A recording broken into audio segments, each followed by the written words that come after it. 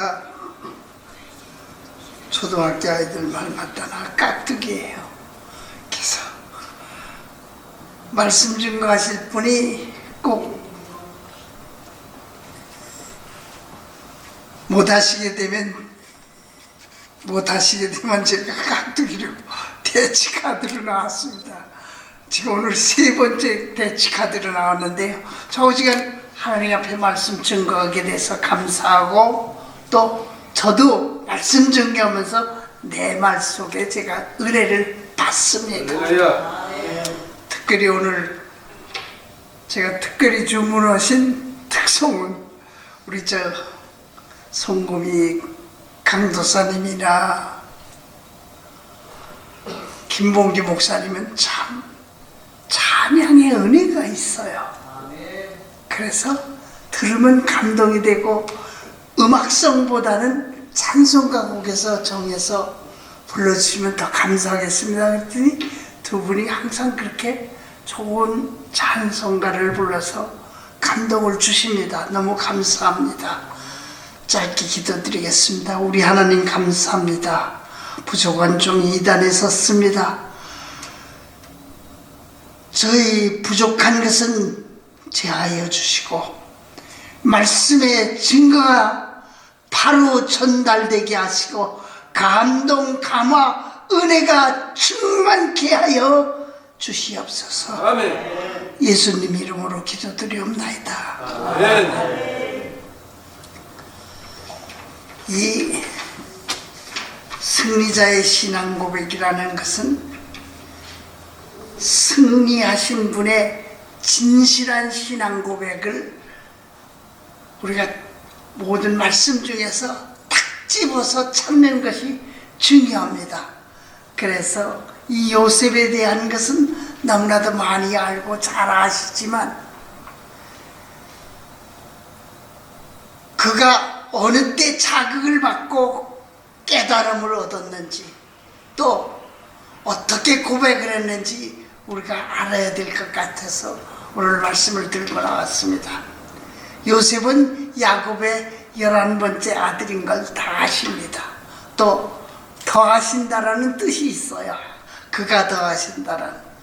그리고 이 억울한 누명도 쓰고 억울한 일을 많이 당하고, 또 한많은 정말 세상적인 생애가 있는데, 그 생애 속에서 믿음으로만 살겠다는, 정말로 믿음으로만 살겠다는 생명을 걸고 다른 비친 그 일생을 볼 적에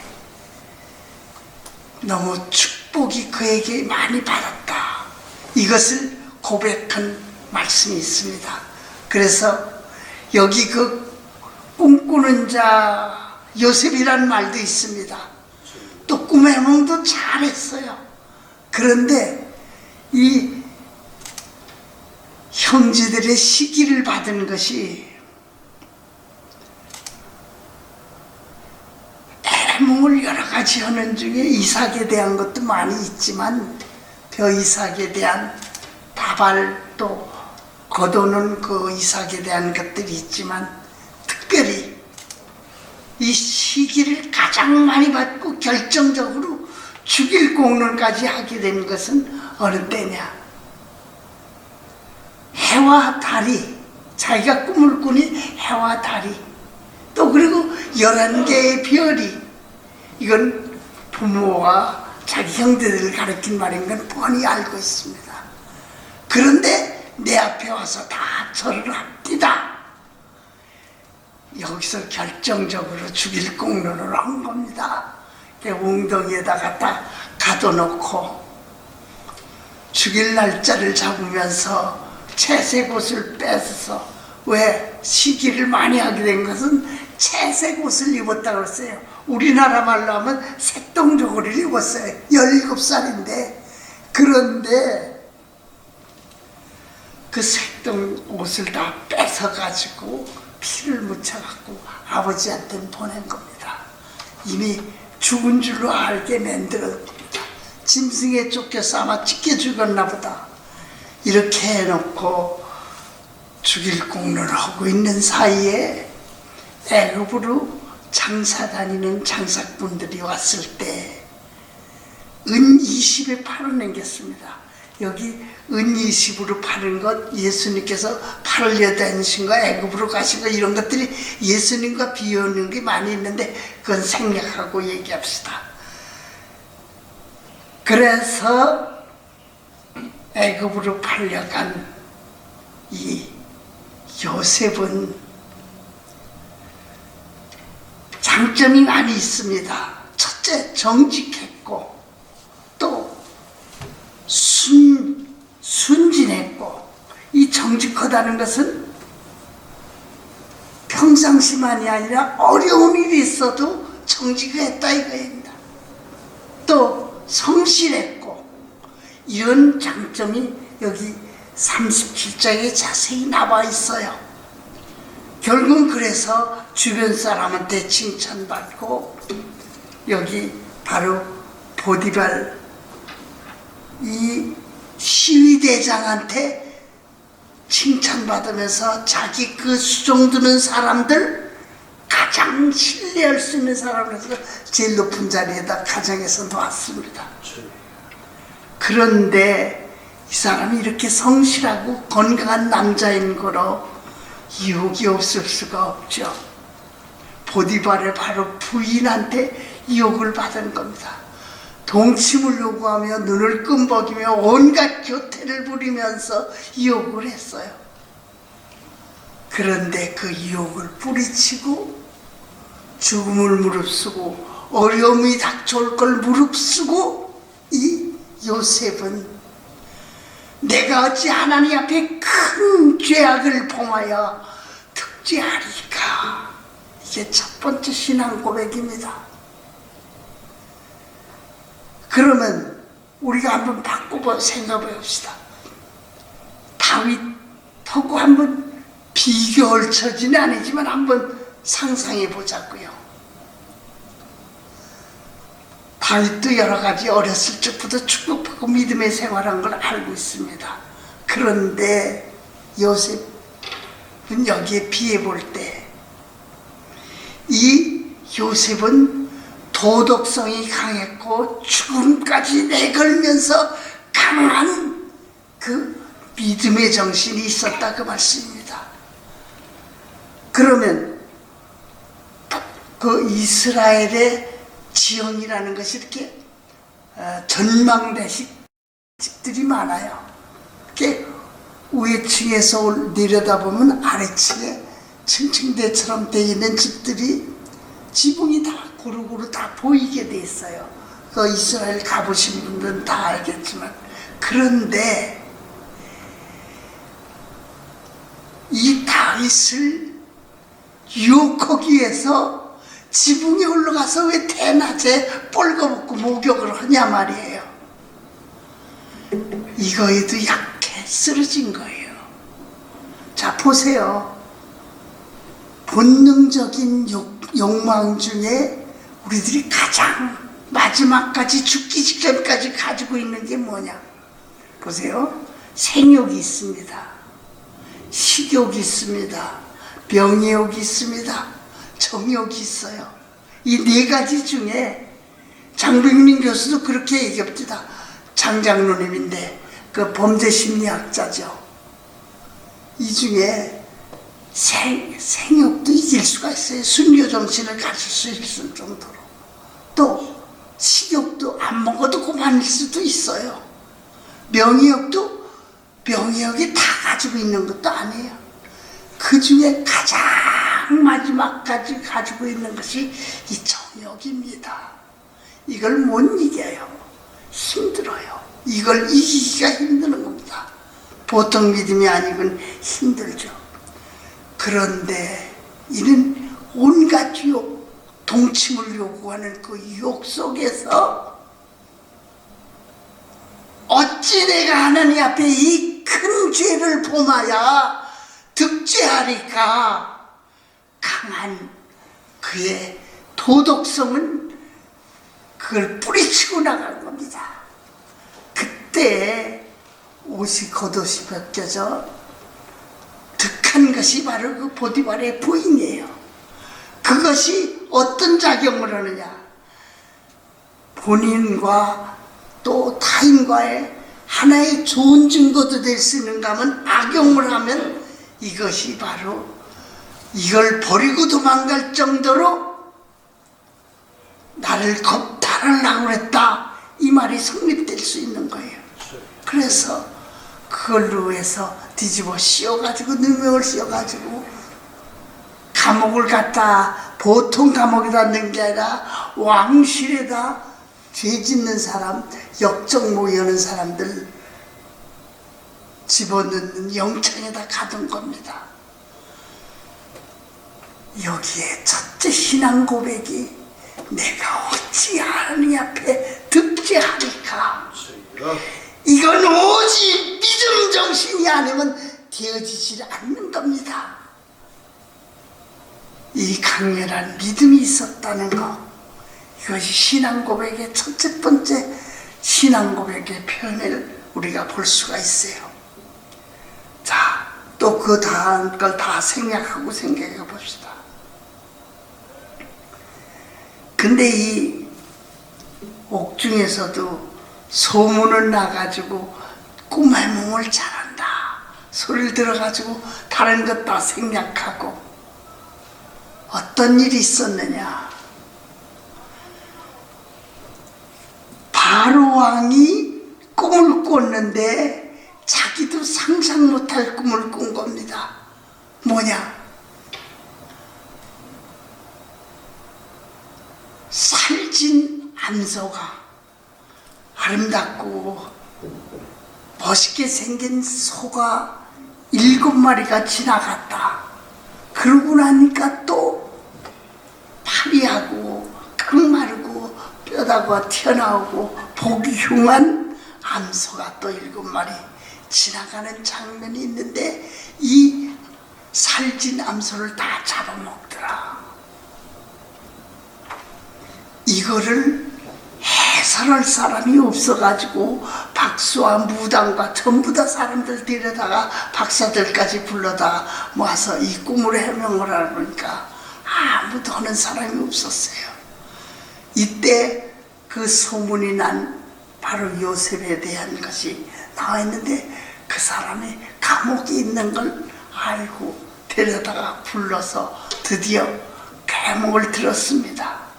이것은 7년 동안 풍년이 들고 7년 동안 가뭄이 드는데, 이 가뭄이 드는 것이 전부 다 이 7년 동안 부유했던 것을 다 삼켜버릴 정도로 공표해지고 기아선상에 헤매게 된다는 뜻을 이가 해명했는데, 그 해명을 듣고 나서 바로 왕은 그를 총리 대신으로 삼았습니다. 그리고 옛날 그 사람들은 아마 풍습이 그랬던가 보죠. 우리는 옥새가 따로 있기도 하지만 거기는 또 아마 풍습이 다른지 반지 속에다가 찍는 쥐긴 같은 것이 있어가지고 그 반지를 즉석에서 끼워주면서 이 사람이 나를 대신하니 뭐 지상만 뭐의 1인자라는 그런 말이 있죠. 어쨌든 총리 대신해서 절대적인 권위를 주고 그가 지나갈 적엔 누구든지 굽혀머리를 숙이도록 이렇게 해서 빛나게 만들어줬고 최고의 자리를 앉혀줬습니다. 자, 그 외에 다른 얘기들은 다 생각하고, 그러고 난 뒤에 그 애굽 땅으로 전부 다 그때 전 세계라는 것은 유럽이 때죠. 한국 쪽이나 이쪽 편은 생각지 않을 때입니다. 전부 다 가난한 때를 대비해서 그 사람들이 대비해서가 아니라 가난해지니까 찾아온 거예요. 곡식을 배급받기 위해서. 그런데 이 지혜를 주셔서 이 요셉은 풍년 들었을 때 저축하고 그 뭐지 여러 가지 거기에 방법이 있었다고 성경에 나와 있지만은 1년치는 또 넣고 또 그 다음 거 넣고 그래서 묵은 쌀은 자꾸 치우고 위에 거를 전부 먹으면서 그러면서 쌓아놓은 창고들이 지역마다 곳곳마다 많이 있도록 유도해가지고 아마 지혜롭게 한 모양이죠. 어쨌든 그런데 형제들이 이제 이스라엘에서 배급을 타러 온 겁니다. 왔을 때 총리 대신이 누구인 걸 알았죠. 알고 보니까 요셉이었던 겁니다. 자기네들이 노예로 팔았던. 그런데 바로 이 총리 대신 됐을 때가 30세였어요.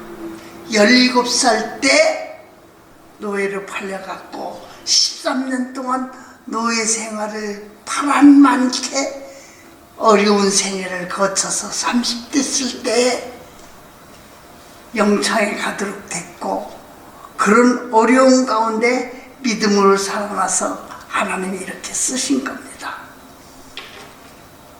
그때 바로 오늘 읽으신 성경 구절에 바로 나오는 거죠.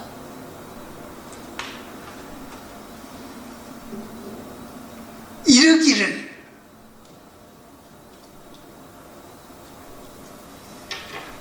아버지가 돌아가실 적에 지금 기동할 수가 없는 때서부터 그걸 늘어놓으면서 얘기를 한 겁니다.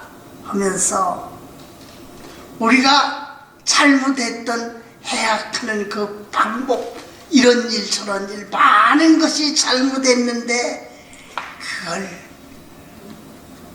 아버지께서 부탁을 용서하라 핑계를 아버지를 대놓고 용서라고 간절히 엎드려서 빌었습니다. 그러면서 그것을 우리가 또 한 번 빕니다 하니까 그때 요셉이 울었더라. 이 성경 말씀 그대로입니다. 울었더라. 그럼 울었을 때 경치를 생각해 보세요. 어떻게 생각했겠습니까? 형님들이 나를 괴롭히고 노예로 팔기까지 모든 그것을 생각할 때 내가 통탄하고 울 수밖에 없지 않냐, 이런 식으로 생각하는 거예요. 그러니까 더 굽혀서 매달린 겁니다. 우리를 살려주소서, 용서하소서. 우리는 당신의 종인이다. 이때 두 번째 요셉은 거기서 신앙 고백을 한 겁니다. 내가 하나님을 대신하니까, 대신하야 너희를 벌 줘야 됩니까? 이런 식입니다. 두 번째 이 신앙 고백이 여기 나왔습니다. 그랬는데 울었더라. 울면서 할 말이, 당신네들은 나를 해악하려 했지만은 이것을 하나님께서 선으로 받고 만민을 살게 하시기 위해서, 만민의 생명을 건지기 위해서 이렇게 섭리하셨다는 섭리의 신앙을 강조하면서 세 번째 신앙 고백이 여기서 이루어진 겁니다. 우리 요셉의 세 번째 신앙 고백, 세 번에 걸친 신앙 고백 한번 깊이 생각하면서 그 어려움 속에서 믿음으로만 지켰던 그의 요셉의 생애를 다시 한번 생각하면서 믿음으로 살 때 축복을 받는다. 믿음으로 살 때 만사형통이 이루어지고 하나님께서 높이 들어 쓰신다. 오른손으로 들으신다는 말씀이 바로 이사야에 있는 말씀이 그것이라는 걸 우리 한번 다시 한번 깨닫고 이 말씀 속에서 사는 우리 모두 되시기 바라면서 오늘 귀한 말씀을 증거했습니다. 주님 은혜 감사합니다. 오늘 말씀 가운데 저희들이 은혜를 받았습니다. 한 말씀이라도 우리가 거기에서 찾을 것이 있고 깨달을 것이 있으면 우리의 신앙을 다시 한번 바로잡을 수 있는 귀한 시간 되게 하셨으니 감사합니다. 거룩하신 예수님의 이름 받들어 간절히 기도드리옵나이다.